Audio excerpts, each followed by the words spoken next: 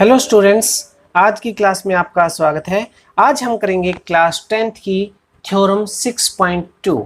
Theorem 6.2 की statement है, if a line is divided any two side of a triangle in the same ratio then line is parallel to the third side. देखिए statement देखिए आपको पता ही लग गया होगा कि ये जस्ट अपोजिट है बीपीटी थ्योरम की। जो थ्योरम हमने 6.1 की थी जिसका नाम था बीपीटी या थेल्स, ये उसकी अपोजिट है। थेल्स थ्योरम में क्या कहा गया था, वहां कहा गया था कि एक ट्राइंगल में अगर एक लाइन ड्रॉ की जाती है किसी साइड के पैरेलल तो अदर दो साइड को वो सेम रेशियो में डिवाइड करती है। तो वहां पे क्या होता है, एक लाइन एक साइड के पैरेलल होती है तो बाकी दोनों साइड को इक्वल रेशियो में डिवाइड करती है। यहाँ पे क्या है कि रेशियो इक्वल दिए गए हैं और साइड को जो लाइन है उसको हमें थर्ड साइड के पैरेलल प्रूव करना है। तो ये कन्वर्स ऑफ बीपीटी है, तो इसको आप लिख सकते हैं कन्वर्स ऑफ बीपीटी। इसका नाम अगर आप देना चाहें तो आप नाम दीजिए कन्वर्स ऑफ बीपीटी या opposite of BPT, opposite of Thales theorem. Exam में ये स्टेटमेंट दे के ही पूछा जाता है, नाम से कभी नहीं पूछी जाती है। तो आप इसकी स्टेटमेंट ही लर्न कर लेंगे। If a line is divided any two side of a triangle in the same ratio then line is parallel to the third side. आइए अब थ्योरम को समझते हैं। थ्योरम में क्या है, if a line is divided any two side of a triangle, एक line है जो ट्राइंगल की टू साइड को डिवाइड कर रही है, किसमें, इन the same ratio, same ratio में डिवाइड कर रही है। तो इसके लिए हम फिगर बनाएंगे। ये हो गया हमारा ट्राइंगल।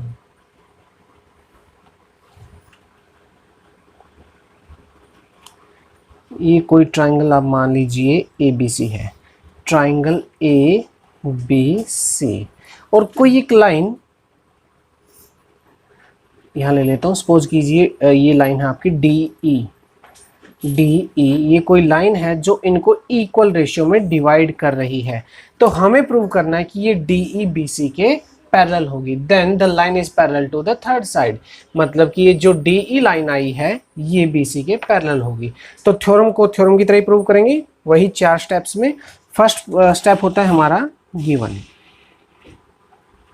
तो गिवन में क्या हो जाएगा, गिवन में हो जाएगा ट्राइंगल ABC, ये हमें दिया गया है और हमें दिया गया है जो रेशियो है वो इक्वल है किसका, दो साइड का। AD upon DB is equal to AE upon EC।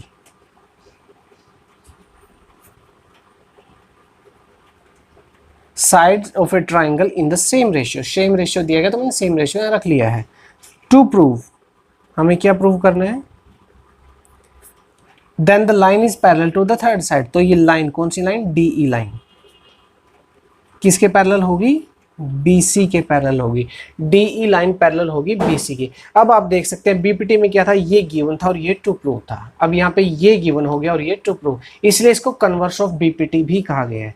Prove करने के लिए हम एक कंस्ट्रक्शन करेंगे, तो मैं शॉर्ट में लिख देता हूँ कंस्ट्रक्शन।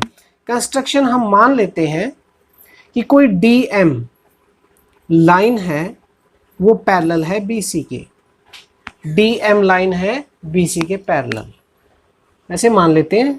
हालांकि एक ही लाइन होगी जो पैरेलल होगी, बट हम फिर भी मान लेते हैं कि जो DM लाइन है ये BC के पैरेलल है। मान तो सकते हैं, मानने में तो कोई प्रॉब्लम नहीं है, ठीक है। तो ये DM लाइन है जो पैरेलल है BC की। अब आइए प्रूफ में। प्रूफ में, in triangle ABC AD upon BD is equal to AE upon EC। Triangle ABC में AD upon DB is equal to AE upon EC कहाँ से आया, ये गिवन से आया, ये हमें दिया गया था, तो हम यहाँ पे लिख देंगे गिवन। इसको हम इक्वेशन 1 बना के छोड़ देते हैं, इक्वेशन 1। अब आगे बढ़ते हैं। Again, in triangle ABC DM parallel to BC, ये DM पैरेलल है BC के, ये कहाँ से आया, हमने ये कंस्ट्रक्शन की थी। और क्योंकि DM पैरेलल है BC तो BPT हमें क्या कहती है, तो यहाँ लिखेंगे बाय BPT, यानी बेसिक प्रोपोर्शनैलिटी थ्योरम हमें क्या कहती है कि अगर किसी ट्राइंगल में एक लाइन किसी साइड के पैरेलल है तो बाकी दोनों को सेम रेशियो में डिवाइड करेगी। तो सेम रेशियो क्या हो जाएंगे, AD अपॉन DB इक्वल हो जाएगा AM upon MC, AM upon MC, ये हो जाएगा। क्लियर?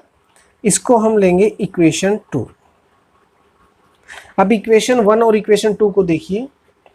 इक्वेशन 1 की लेफ्ट साइड में है AD/DB, इसकी भी लेफ्ट साइड में है AD/DB, तो इन दोनों की राइट साइड भी इक्वल हो जाएंगी, क्योंकि दोनों की लेफ्ट साइड इक्वल है तो राइट साइड भी इक्वल हो जाएंगी। तो यहाँ से हम लिख देंगे फ्रॉम इक्वेशन 1 एंड 2। इन दोनों इक्वेशनों से क्या हमें प्रूफ मिला है कि ये दोनों राइट साइड इक्वल है, मीन्स AE/EC इक्वल है AM/MC के, कि AE और AM, यानी कि AE और AM इक्वल है, EC और MC इक्वल है। AE, ये AE हो गया इतना सा, और ये हो गया AM। यहाँ से लेके यहाँ तक AE और यहाँ तक AM, क्या ये इक्वल है? हालांकि दिखाई नहीं दे रहे हैं। इसी तरह MC और EC, क्या ये इक्वल है? ये भी दिखाई नहीं दे रहे हैं। क्या किसी कंडीशन में इक्वल हो सकते हैं? वो कंडीशन हो सकती है या तो E M के ऊपर चला जाए या M E के ऊपर चला जाए, मतलब कि ये एक ही पॉइंट है। तो यहां से हम कह सकते हैं E and M are the same point, क्योंकि E और M सेम पॉइंट है और हमने लिया था DM पैरेलल BC के। ये कहाँ से आया था? कंस्ट्रक्शन से आया था, ये हमने लिया था। अब M और E सेम पॉइंट है तो हम लिख सकते हैं DM को रिप्लेस करके E कर दिया, DE पैरेलल टू BC, और यही देखिए हमें प्रूफ करना था। तो यहाँ लिख देंगे हम hence proved. This is the proof of converse of BPT। उम्मीद करता हूँ आपको समझ में आया होगा। कोई डाउट है तो आप हमें कमेंट कर सकते हैं, अपने फ्रेंड को शेयर कर दीजिए, और हाँ, अगर आप चैनल पे नए हैं तो चैनल को सब्सक्राइब करना न भूलें। अगली बार फिर मिलेंगे एक्सरसाइज 6.2 के साथ, तब तक के लिए धन्यवाद।